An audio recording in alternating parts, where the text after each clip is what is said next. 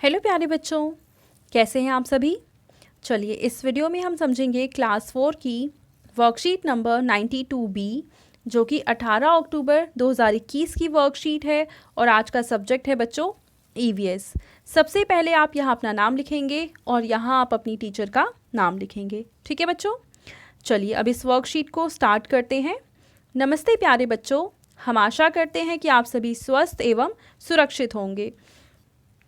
प्यारे बच्चों, क्या आपने भूकंप शब्द कभी सुना है? भूकंप, जिसको इंग्लिश में अर्थक्वेक कहते हैं, धरती के अंदर हलचल होने से आता है। यानी ज़मीन के अंदर जब किसी भी तरह की कोई हलचल होती है तब उसे भूकंप आता है। ठीक है बच्चों, यह एक प्राकृतिक आपदा है, यानी ये नेचुरली होता है जो कि बहुत तबाही मचा सकती है। इसको टाला तो नहीं जा सकता, पर इसके आने पर कुछ खास बातों को ध्यान में रखकर हम अपने जीवन और संपत्ति की रक्षा कर सकते हैं, और जिसे हम कहते हैं आपदा प्रबंधन या फिर डिजास्टर मैनेजमेंट। सिंपल सा देखो, मतलब ये है कि भूकंप तो आता ही है, ये नेचुरली आता है, हम भूकंप को रोक नहीं सकते हैं, लेकिन कुछ ऐसे उपाय हम अपना सकते हैं जिसको हम आपदा प्रबंधन कहेंगे। इस प्रबंधन के द्वारा हम खुद को और हमारी जो संपत्ति है उसको सुरक्षित रख सकते हैं। ठीक है बच्चों, आज हम भूकंप के दौरान बरती जाने वाली सावधानियों के बारे में जानेंगे, यानी उन सावधानियों के बारे में हम जानेंगे जो कि भूकंप के समय जिनका हमें ध्यान रखना चाहिए। ठीक है, पहला प्रश्न है कि भूकंप आने पर हमें कुछ ज़रूरी बातों का ध्यान रखना चाहिए। नीचे दिए गए वाक्यों में आपको भूकंप के दौरान अपनाई जाने वाली सावधानियां दी गई हैं। सही विकल्प चुनकर अपनी कॉपी में लिखिए। पहला प्रश्न है, यदि आप इमारत में हैं तो अगर आप अपने घर के अंदर हैं और उस वक्त भूकंप आ जाए तो आप क्या करेंगे? तो आप ये करेंगे कि लकड़ी के मजबूत फर्नीचर के नीचे, यहाँ पे आ जाएगा नीचे के नीचे रहें। यह आपकी गिरती हुई वस्तुओं से रक्षा करेगा। जैसे टेबल है, इसके नीचे अगर आप छुप जाते हैं तो ऊपर से कोई भी चीज़ गिर रही है तो टेबल पे गिरेगी, आपके ऊपर नहीं गिरेगी और आप सुरक्षित बच जाएंगे। ठीक है, मजबूत वस्तु अथवा दीवार को पकड़ें जिससे आप गिरेंगे नहीं, तो दूसरे वाले ब्लैंक में लिखेंगे पकड़ें।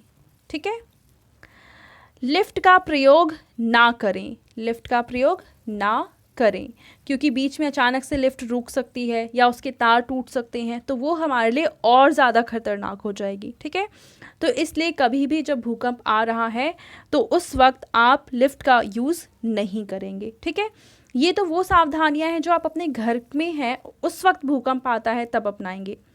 लेकिन अगर आप बाहर हैं, यानी घर के बाहर हैं, तब आप क्या करेंगे? तो इस वक्त इमारतों से दूर रहें, इस वाले ब्लैंक में आ जाएगा से दूर। ठीक है, रहें और खुले मैदान में जाएं, यानी आप आसपास कोई घर है, बिल्डिंग है, तो उससे आपको दूर चले जाना है। ठीक है, और खुले मैदान में चले जाना है। क्षतिग्रस्त क्षेत्र से दूर रहें। ठीक है, यानी यहाँ पे आ जाएगा से दूर रहें। यदि संभव हो तो रेडियो ऑन रखें, यहाँ पे आ जाएगा ऑन, क्योंकि आपको फिर पता चलता रहेगा कि क्या हो रहा है। अपनी और दूसरों की चोट की जांच करें, तो यहाँ पे आ जाएगा की चोट, यानी अगर संभव है तो आप पहले तो अपना देख लें कि आपको कहीं चोट तो नहीं लगी है, उसके बाद आपके आसपास जो लोग हैं उनका भी आप देख सकते हैं। अगर चोट लगी है और आप किसी तरीके से भी उनकी सहायता कर सकते हैं तो ज़रूर करिए, इससे किसी भी व्यक्ति की जान बच सकती है। ठीक है बच्चों, तो ये वो तरीके हैं जिससे हम खुद को और दूसरों को भी भूकंप से बचा सकते हैं। कब? जब हम घर से बाहर हैं। और इसके पहले हमने देखा कि घर के अंदर हैं तो हम किसी लकड़ी की मजबूत टेबल के नीचे खुद को छुपा सकते हैं। ठीक है, दूसरा है कि भूकंप से बचने का पहला नियम नीचे चित्र द्वारा दर्शाया गया है। इस नियम में हमें सबसे पहले अपने सिर को बचाना चाहिए। नियम के निर्देशों का संकेत बॉक्स की सहायता से अपनी कॉपी में लिखिए। देखिए नीचे है संकेत बॉक्स और ऊपर हमें चित्र बना रखे हैं, पहला चित्र, दूसरा चित्र, तीसरा चित्र। तो पहले चित्र के नीचे आप लिखेंगे ये वाला कि नीचे झुकिए। यानी जैसे भूकंप आता है तो आपको क्या करना है, पहले तो खुद नीचे झुक जाना है, अपने सर को बचाना है। तो पहले चित्र के नीचे आप लिखेंगे ड्रॉप यानी नीचे झुकिए। जो दूसरा चित्र है उसके नीचे आप लिखेंगे कि अपने आप को फर्नीचर के नीचे छुपा लीजिए, यानी लकड़ी की मेज़ है, टेबल है, उसके नीचे खुद को छुपा लेना है। पहले में क्या करना है, झुक जाना है। दूसरे में क्या करना है, इस टेबल के नीचे अपने आप को छुपा लेना है। और इस तीसरी जो पिक्चर है इसके नीचे आप लिखेंगे कि फर्नीचर को कसकर पकड़िए। इससे क्या होगा कि फर्नीचर इधर उधर नहीं जा पाएगा और आप उस फर्नीचर के नीचे सुरक्षित रहेंगे। ठीक है बच्चों, तो पहला हो गया, ये हो गया दूसरा, और ये है तीसरा। ठीक है, तो इन पिक्चर्स के नीचे आप इन सेंटेंसेस को लिख देंगे। तीसरा प्रश्न है कि नीचे दी गई पंक्तियों का वाचन कीजिए, यानी आपको पढ़ना है, और भूकंप संबंधी कोई 2 सावधानियां अपनी कॉपी में लिखिए। तो चलिए सबसे पहले तो इसे हम पढ़ लेते हैं। जब भी भूकंप आए खुद के होश ना गंवाएं, घरों से निकलकर किसी खुली जगह पर चले जाएं।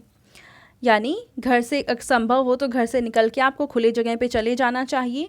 यदि घर से निकलना संभव ना हो तो मजबूत टेबल या कुर्सी के नीचे छिप जाएं। ठीक है, उसके बाद टेबल को कसकर पकड़ लें और बिल्कुल भी ना घबराएं। पहले खुद संभलें फिर दूसरों की जान बचाएं।